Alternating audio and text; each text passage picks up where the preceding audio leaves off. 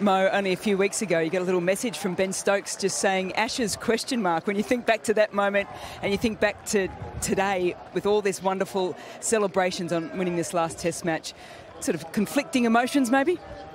Yeah, no, it was amazing. I mean, obviously it was great to come back, and when he messaged me, I was a little bit taken back by it. Obviously I didn't hear the news of Leachy at the time, but then when I said yes, I was fully into it, and yeah, I really enjoyed it. I've absolutely loved it. It's been an amazing experience to play under Stokesy and Baz, and yeah, it was great fun. Fully into it. You threw your entire body into it. You ripped your finger in the first Test. Did your groin in this Test? You're the walking wounded, but I guess all of that is just masked over the fact of the enjoyment of playing with this team.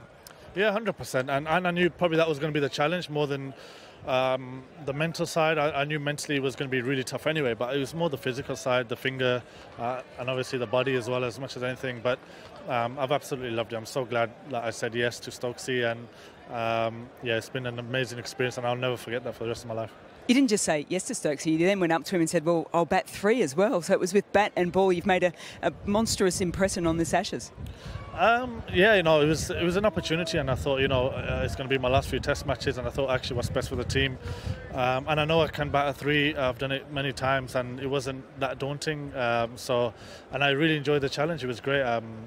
Yeah, it was an amazing time, and a lot happened in this series throughout, and it was one of those series that people won't forget of, you know, in a long time, and it was great to be part of. Hang on a minute, you said it was going to be your last couple of Test matches?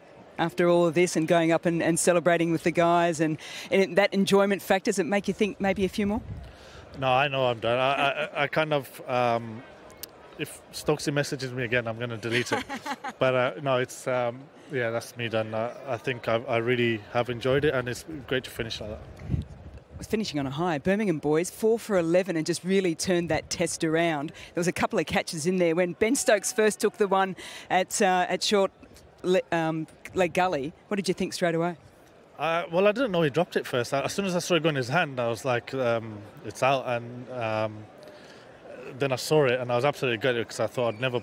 Obviously, I don't think I'll get Steve Smith out because he's an absolute gun player, but I won't bowl a ball like that again. So, yeah, it's. I was gutted, but I felt like because of the wicket and the nature of the way Stokesy was bowling in particular, and the spin in the wicket, that I was good today, and I felt like I was going to bowl well. It was just a couple of overs later that Johnny Bairstow pulls off a ripping catch as well. Yeah, and these things happen in Test cricket, and again, you know, I'm so glad for him that he's finished really well with a bat, and he's kept really well in the last few games, and yeah, it's been one of those series like for Brodie to finish the way he's finished, amazing, and I'm really pleased for him. I think it's probably mixed feelings for everyone in this series where it's finished, but when you look at this squad, you aside, there's certainly an excitement around this group of players and for English Test cricket and for world cricket. Yeah, definitely, and I think it just proves that the way we have played this series against the best bowling attack, I think Zach Crawley and Ducky are a great partnership up top, and the way they've taken on the Aussie bowlers, I think Zach's a real special player, and both of them have been complemented each other really well. So not just them two, obviously Rooty and so many good players, and for Jimmy to keep going I think is amazing as well. And I think now that Brodie's gone, I think it's actually great for the side that Jimmy stays on and shares his experience and hopefully get more wickets. So much of the talk is always about the players in the group, but there's a coaching staff behind this group as well that's put in all the hours. Pretty much when you guys go to bed, they're probably just still thinking about plans, or maybe they're not. Maybe Baz is just feet up in his lounge as well. But talk through all the support that they've given you guys. Yeah, they've been amazing. I feel Baz is my kind of coach, where they just, the way you see him in there, he just sat back all the time.